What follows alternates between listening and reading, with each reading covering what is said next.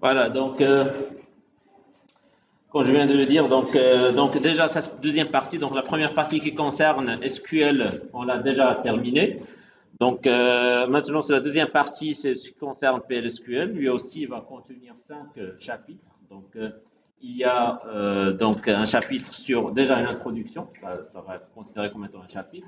Il y aura un autre chapitre un deuxième chapitre sur les structures de contrôle.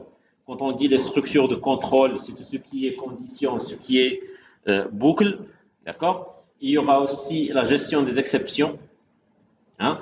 La gestion des exceptions, nous allons la voir par la suite. C'est là où, pour que le programme ne se bloque pas et continue l'exécution, même s'il va rencontrer des anomalies. Il y aura aussi des curseurs. Il y aura aussi un avant-dernier chapitre sur les fonctions et les procédures. Et un dernier chapitre sur les triggers ou bien les déclencheurs. Voilà, donc pourquoi SQL? Pourquoi PLSQL plutôt, hein? Parce que SQL ne traite qu'un ensemble de données dotées de critères de recherche. Critères de recherche, c'est normal, ce sont des données qu'on met dans les tables et on essaie de les rechercher en utilisant des clauses select, from, where et les options du where. Les notions de programmation ne sont pas valides dans SQL, ça je viens de le dire. PLSQL est une extension procédurale de SQL incluant les variables et les types.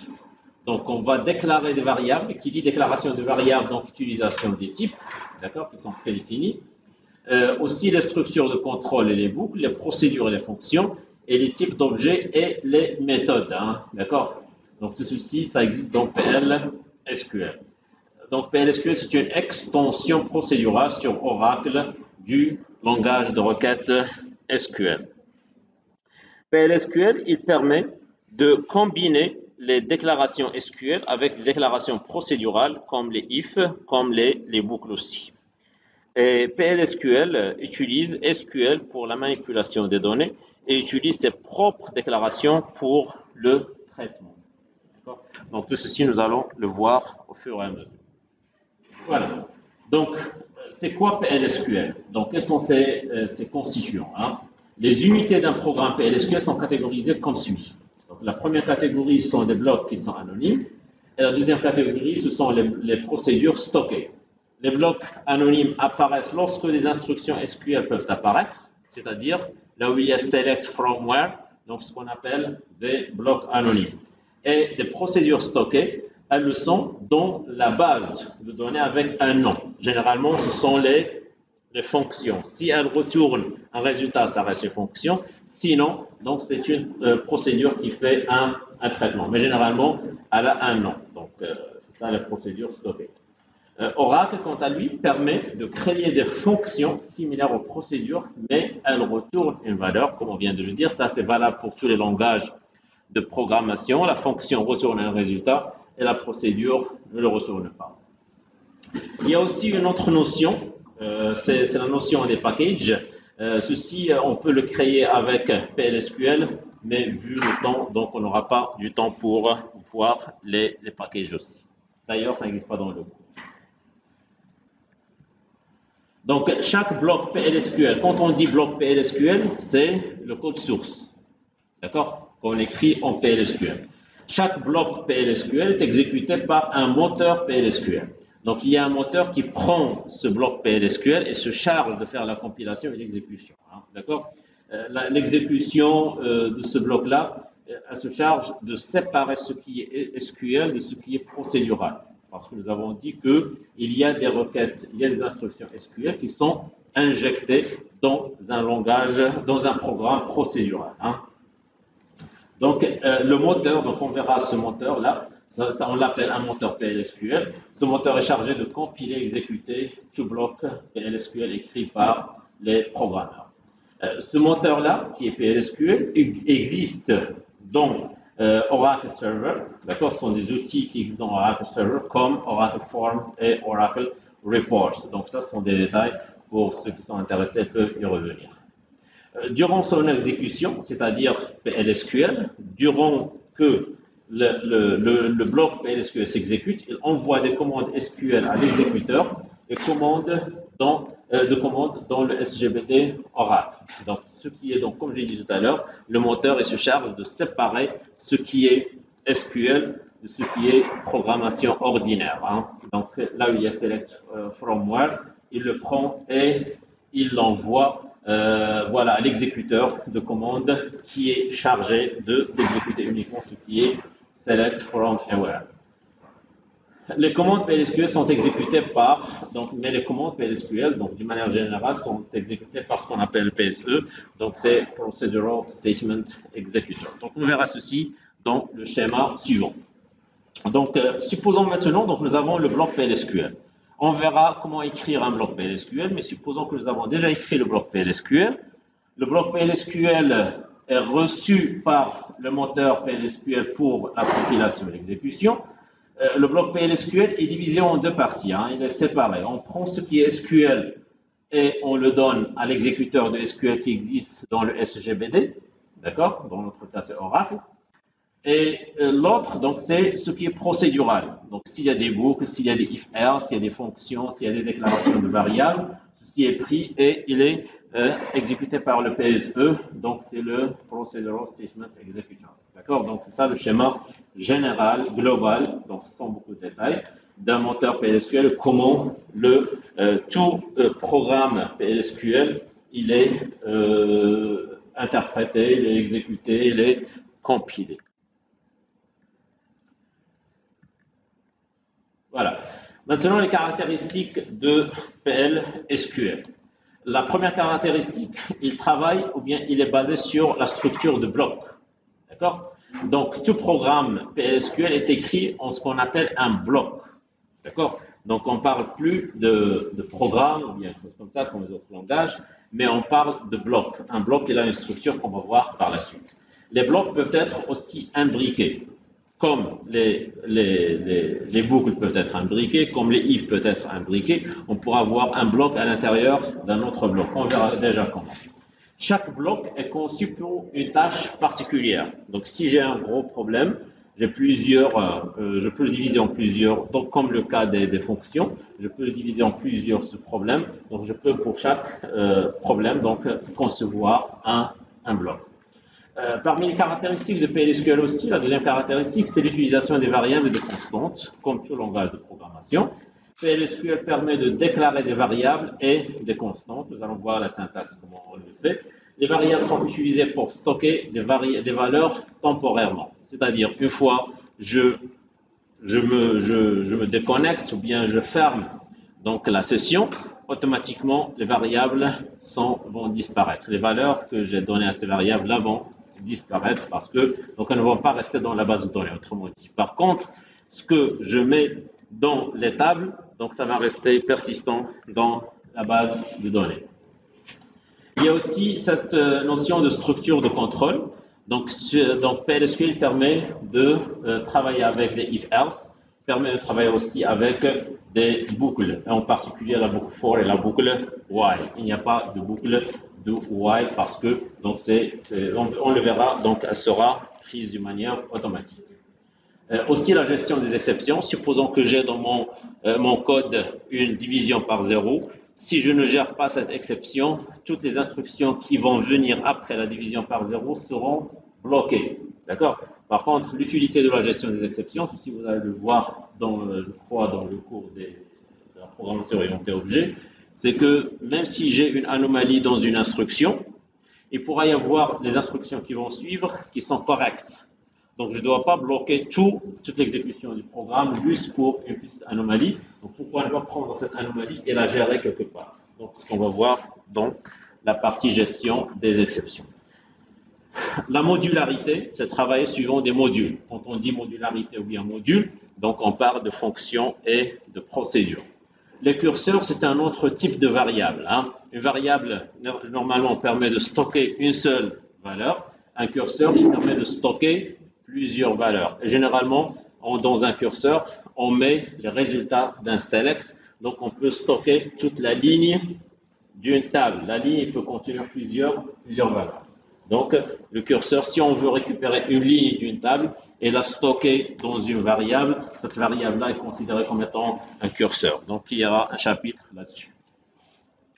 Voilà. Donc maintenant, donc nous avons vu grosso modo de quoi s'agit-il. Donc maintenant, nous allons entrer un peu dans les détails. Hein. Dans le bloc PLSQL, donc les programmes PLSQL sont écrits sous forme de blocs, comme je l'ai dit. Un bloc permet de grouper les déclarations liées de manière logique. Un bloc est constitué de 3 parties. D'accord? Donc, tout bloc PLSQL est constitué de la partie déclarative, de la partie exécutable et de la partie gestion des exceptions. Ces parties-là ne sont pas obligatoires toutes. On pourra avoir des blocs où il y a uniquement la partie exécutable. On pourra avoir uniquement des blocs où il y a la partie déclarative, la partie exécutable. D'accord? Et dans des cas où nous avons des exceptions, nous allons ajouter la gestion des exceptions. Voilà. Donc, ça, c'est la structure d'un bloc, ce qui est à gauche. D'accord? Donc, tout bloc PLSQL commence par une partie déclarative. Donc, on met declare. D'accord? Si j'ai des variables à déclarer, je mets au début declare. D'accord? Et je mets toutes les déclarations que je veux. Puis, il y a un begin. Il y a entre begin et end tout ce que je peux programmer comme code. D'accord? Donc, comme vous le voyez, declare est mise entre crochets. Quand je le mets entre crochets, c'est pour dire que c'est optionnel. Ça peut exister comme ça ne peut pas exister. D'accord? Mais pour les exceptions aussi dans le bloc begin et end, aussi les exceptions sont entre crochets. Je peux avoir des exceptions comme je ne veux pas les avoir. Mais jamais je peux avoir un bloc PLSQL sans begin et sans end. Et entre les begin et end, il y a un ensemble de commandes que je dois exécuter. Soit des instructions, soit des requêtes SQL. D'accord? Donc, la partie déclaration, si j'ai des variables à déclarer, donc je le fais de la manière, donc ça c'est un exemple, je peux déclarer, donc j'utilise les mêmes types que nous avons vus jusqu'à maintenant, hein, dans la création des tables. Quand on fait create table, les mêmes types que nous utilisons, on peut les utiliser ici. D'accord? Donc, à gauche, donc on met le nom des variables, puis à droite, on met les types. Donc, comme vous pouvez le voir, il y a le type number, il y a le type boolean, et pour avoir le type varchar, on pourra avoir le type date. D'accord? Ici, on peut déclarer sans initialiser, comme on peut déclarer avec initialisation, comme la deuxième variable vCount. Donc, c'est un type number de taille 2 que je vais initialiser par 0. Donc, l'initialisation se fait par 2 points égales. D'accord? Pas comme le langage C où il y a uniquement un seul égal. Ça, c'est un peu comme le principe de Pascal, hein, langage Pascal. Déjà, dans le langage Pascal, nous avons ce begin et end. Et ici, de point égal, c'est pour faire l'initialisation. Il y a une autre manière de faire la déclaration, c'est là où il y a le pourcentage type. D'accord? Donc ici, je déclare une variable et je veux lui donner le type d'un attribut qui existe dans une table. Et le type de cet attribut-là, je ne m'en souviens plus.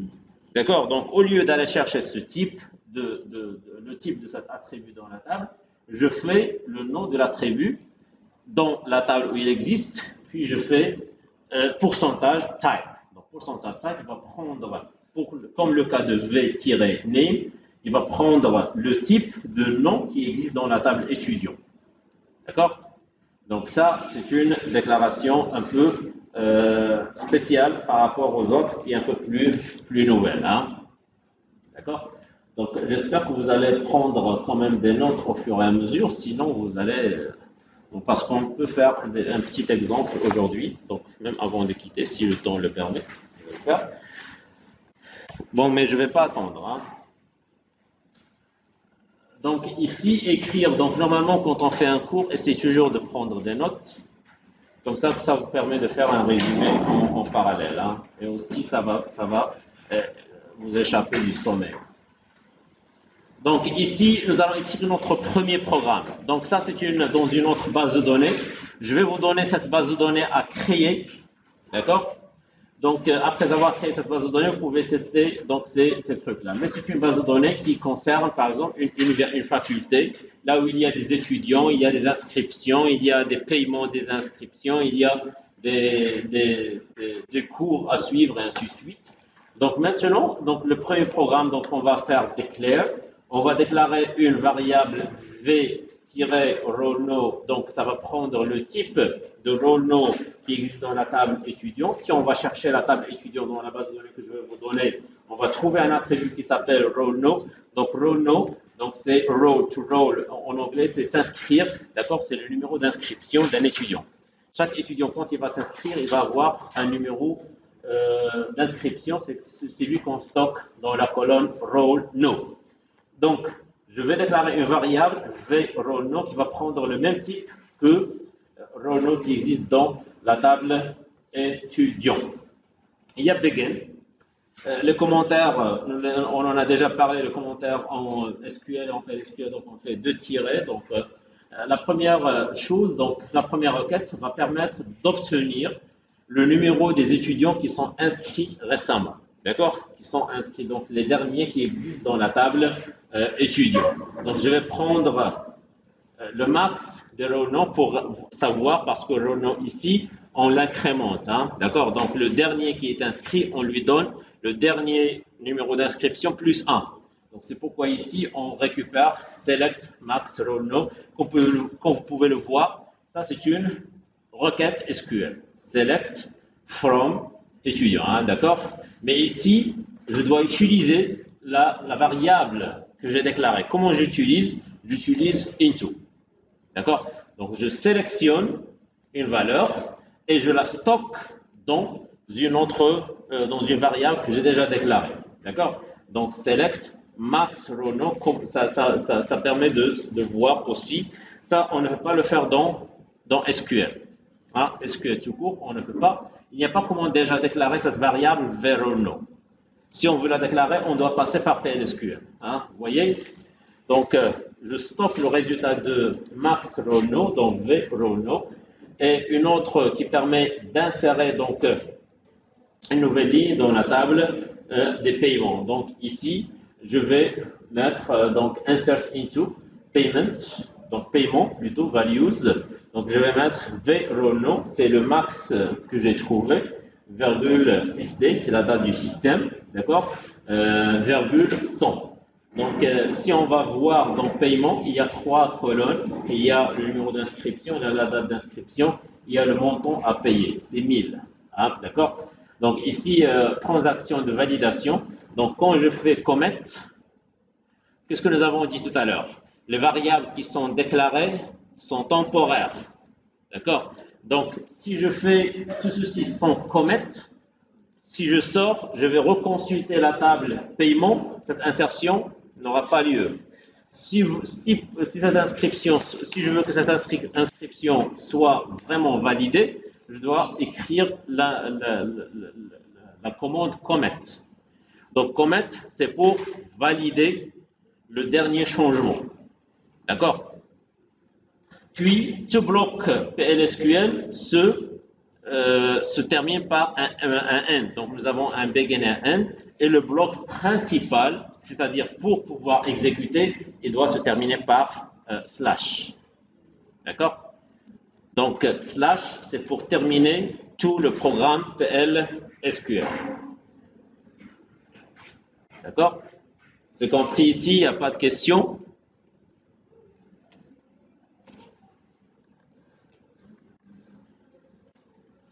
Voilà, donc on va voir un autre exemple. Donc l'exemple suivant copie le montant total payé par un étudiant qui a le numéro 102 dans la variable vSum qui est déclarée comme number.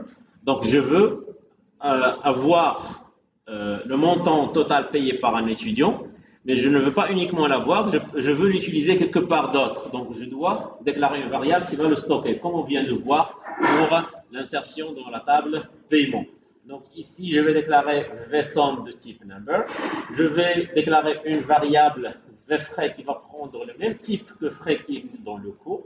VDure qui va prendre le même type que la durée qui existe dans la table cours. Je vais faire begin. Donc je vais tout d'abord donc sélectionner la somme le total à payer par l'étudiant, donc sum amount into vSum.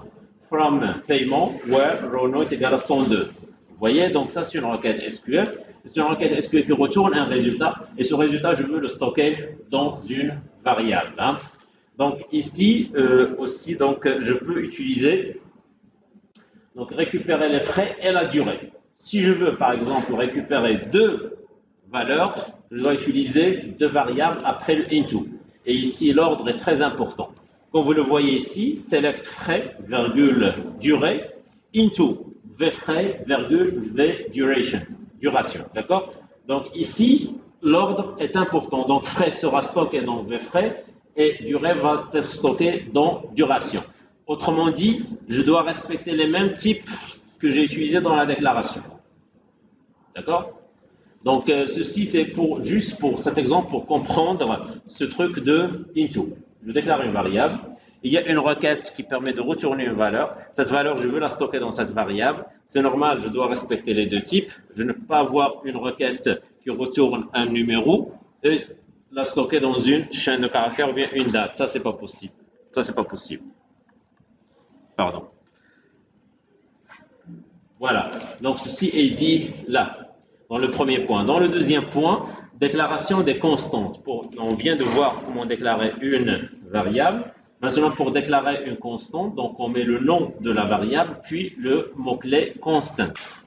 D'accord? Constant, puis on choisit le type, d'accord? Suivant les types prédéfinis qu'on vient de voir. Et obligatoirement, je dois l'initialiser. Pourquoi? Parce que c'est une constante. D'accord? Et jamais on pourra la changer par la suite parce qu'il y a le mot-clé constant. Si je ne mets pas constant, c'est une initialisation. Cette valeur, je peux la changer après. D'accord? Par contre, si je mets constant comme ça, d'accord? Impossible de la changer. Comme exemple, bonus constant number, il va recevoir 500. Donc là où je vais utiliser bonus, comme si j'utilise 500 d'une manière automatique. 500, je ne peux pas la changer.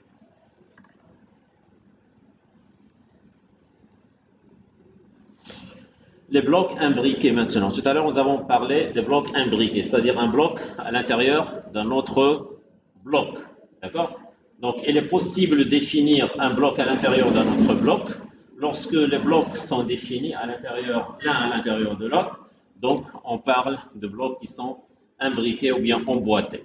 Donc, on va voir un exemple de bloc imbriqué. Le bloc principal contient une variable x et le bloc imbriqué contient bien le bloc supérieur. Aussi, on peut parler de bloc supérieur au bloc inférieur. Donc, voilà. Donc, ici, quand on dit un bloc, automatiquement, il a son propre declare, son propre begin, son propre end. Hein? D'accord?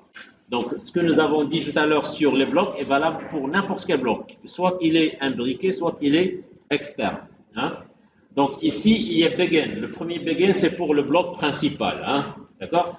Donc, ici, mettre le code exécutable du bloc principal, donc on peut mettre quelque chose devant juste après le begin.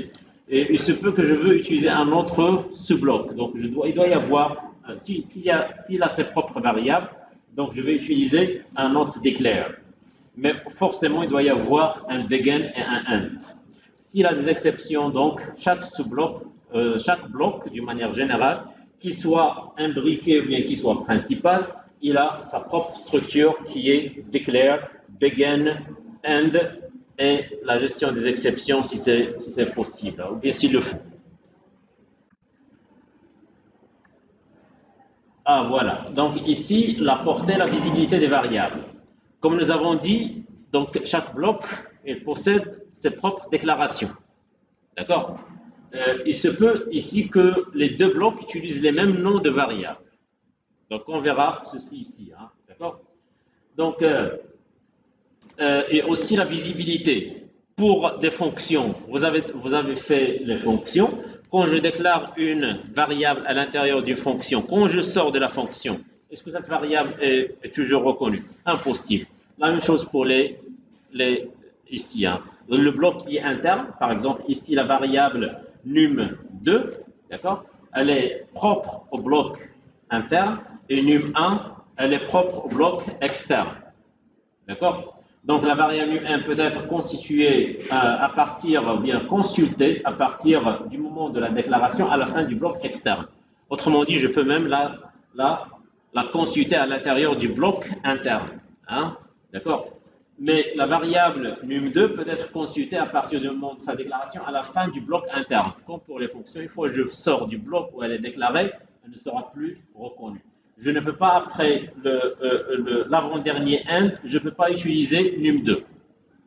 Si je vais utiliser num2, il ne sera pas connu. C'est ça la visibilité. Autrement dit, donc je résume et je dis que la visibilité d'une variable est limitée dans son bloc. Si je sors de ce bloc-là, je ne peux pas utiliser cette variable.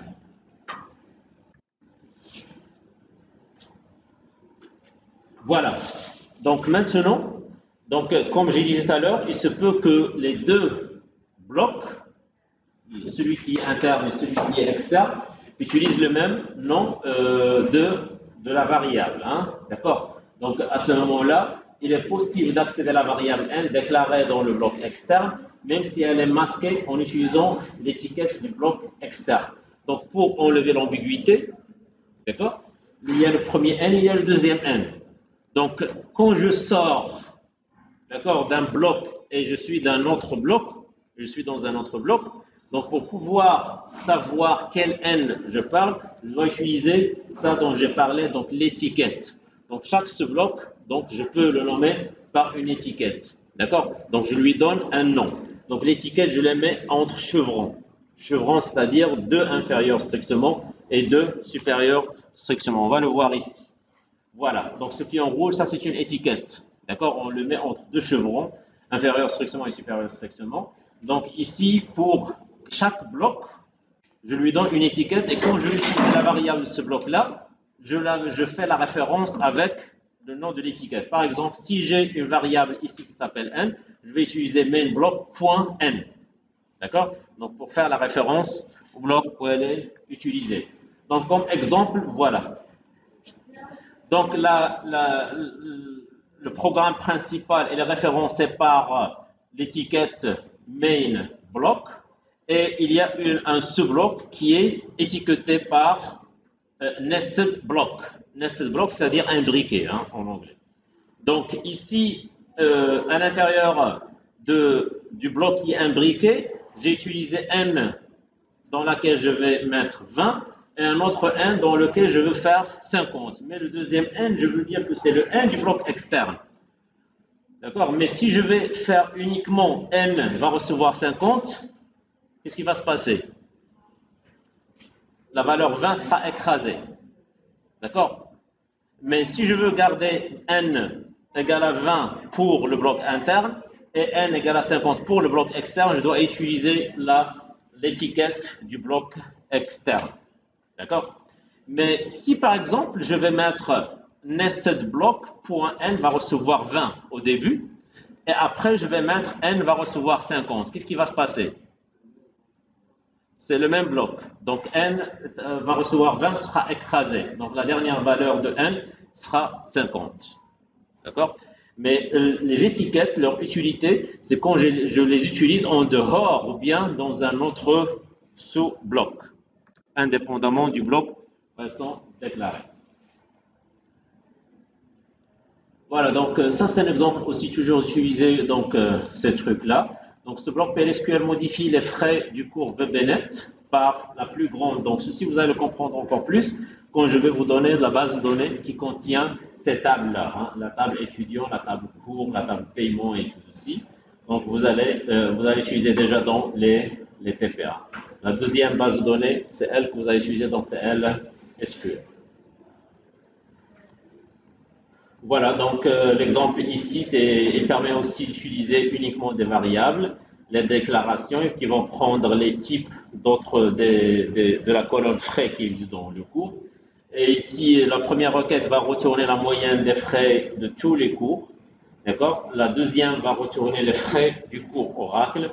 Et la troisième commande SQL va permettre de mettre à jour, donc update, la table cours en changeant la valeur de frais par la maximale entre la moyenne des cours et le cours Oracle.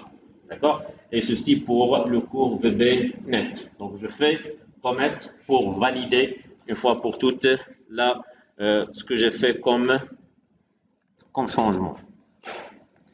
Voilà. Donc maintenant, il y a une chose qui est très importante. Supposons je veux afficher, d'accord, comme ça. Donc j'ai déclaré une variable, je veux afficher la valeur de V AVG phi, hein, d'accord, ou bien de V aura phi. Je veux afficher cette valeur. Donc pour pouvoir l'afficher, il y a la fonction dbms output, d'accord, putLine. Donc soit putLine, soit put. Mais tout ceci existe dans le package dbms output, d'accord. Donc c'est un package qui se charge, qui contient des fonctions de sortie, d'accord. C'est output, d'accord, sortie du SGBD. Donc put, ça permet d'afficher dans la même ligne, putLine, ça permet d'afficher retourner à la ligne, d'accord. Donc qu'est-ce que je vais écrire? Donc dbms-du8 output point put ou bien point putLine, d'accord.